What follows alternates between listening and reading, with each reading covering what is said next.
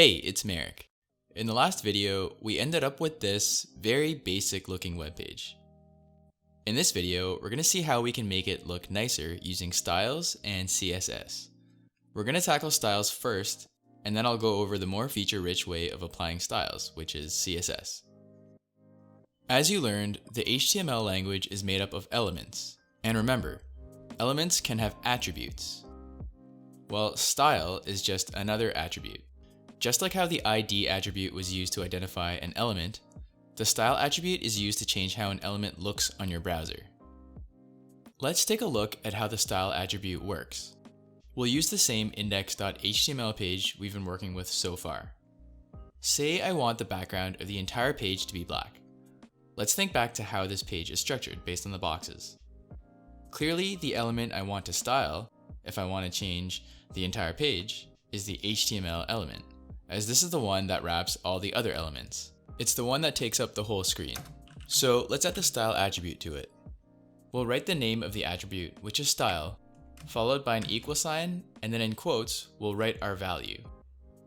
While for ID, the value is a word made up of basic characters like letters and numbers, the value for a style actually has its own anatomy, which is very similar to the anatomy of an attribute.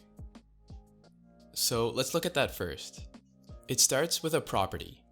There's an extensive list of properties you can use. So just to show you how many we're dealing with, we can Google CSS properties and click on the first link.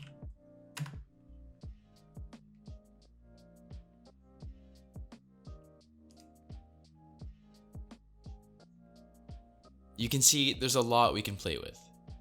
You'll come to learn the main ones the more you write code. Repetition will drill these words into your brain over time, so you don't need to worry about memorizing them. And if ever you can't remember the property for something, you can just Google it. We want to change the color of the background. Lucky for us, there's a background color property. Next, there's the value. We want the color of the background to be black, so our value is black. We throw in a colon in between them to say that this is the value we want for this property. And finally, we add a semicolon to say that we're done with this particular property. This is now ready to be added to the style attribute of our HTML element. So let's type it in. Background color, black. Now let's save it and refresh our page.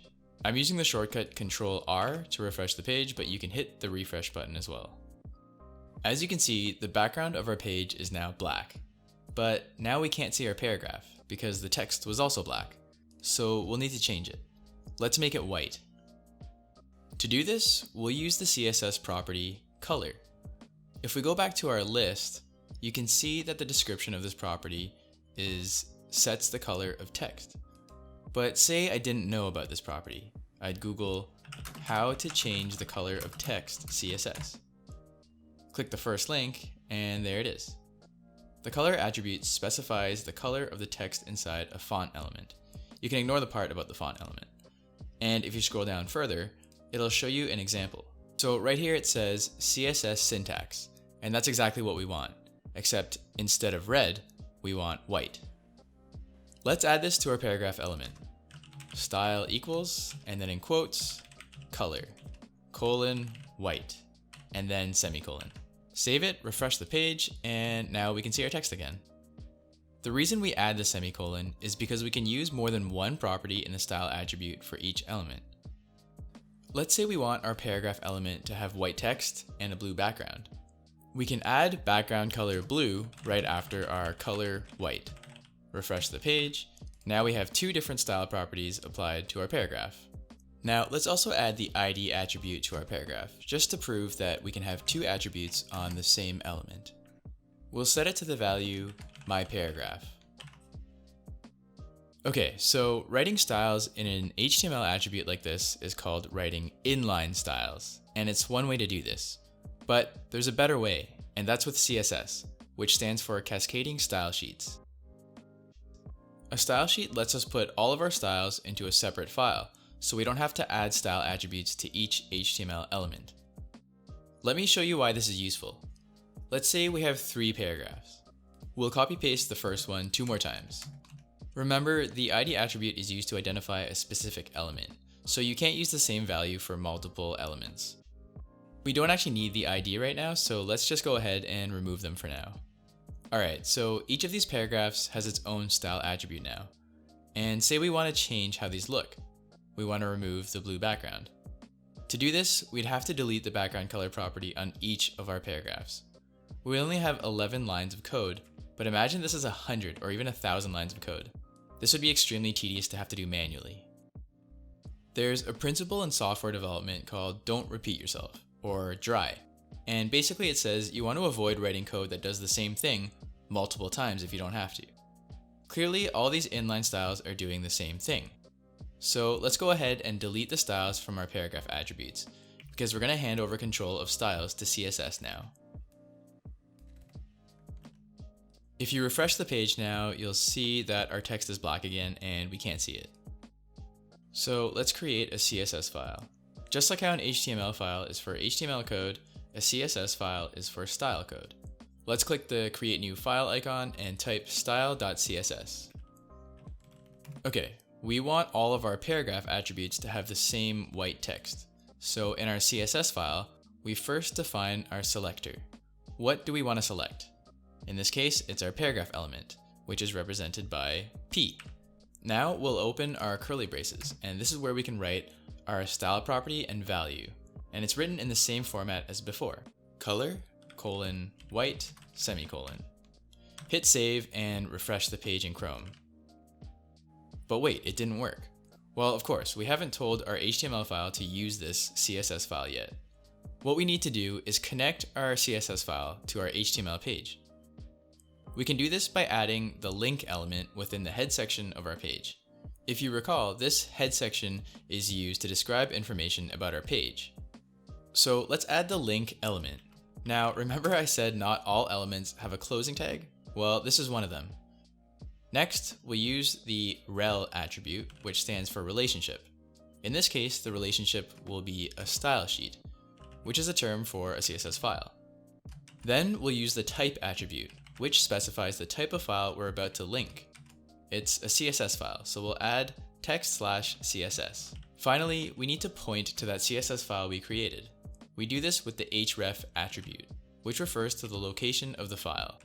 Since the CSS file and HTML files are both in the same folder, we can just type in style.css.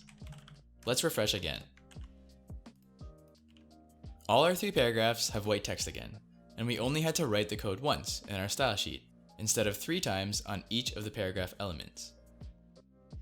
Another cool thing about CSS is that it follows a priority sequence. What I mean by this is that you can apply styles to overwrite other styles in certain circumstances. And it's all based on the order in which they appear in your code. Let me show you what I mean. If I write another style for the paragraph element by using the P selector, let's say we want it to be red, and refresh the page. Now the text becomes red. This is because our red style comes after our white one. This is why it's called cascading style sheets. The styles you write cascade in a sequence of priority, and in style sheets, the styles that come later on in the code take priority over the styles that come earlier. But what takes the highest priority is actually the inline style, the way we did it at the beginning of this video, where you write it as an attribute to an HTML element. So let's add the inline style for color to the first paragraph and make it blue. Even though our style sheet says that all paragraph elements should have red text, our first one is blue because the inline style we wrote there takes the highest priority. Okay, our page still looks ugly. Let's play around and make it look a little bit nicer. Okay, so let's start by making the background a little lighter. So a dark gray, I guess, is what we're looking for. So let's go back to our code. And before we do that, actually, let's get rid of all the inline styles in our HTML. So let's delete this, and we can delete this. All right, so back to our style. We want to make our background a nice shade of gray. So we'll add our HTML selector here, and we'll type background color and gray. And let's check our page. Okay, it's gray, but it's not the nice shade of gray that we're looking for. We're looking for a nice dark gray. So if we go back to our code, if you just hover over the gray, you'll see that Visual Studio Code opens up a color selector window. So we'll select something nice and dark. And as you can see, it converts the word gray to its RGB color code. So let's save that and refresh the page again. Okay, that's a nicer gray. Now our text is still red. We probably want it to be white, I guess, as that'll show up a little nicer. So let's just delete this style and save. Now our text is white. And finally, let's center this text. So we go back to our code and we'll add a new property called text align, and we'll put center.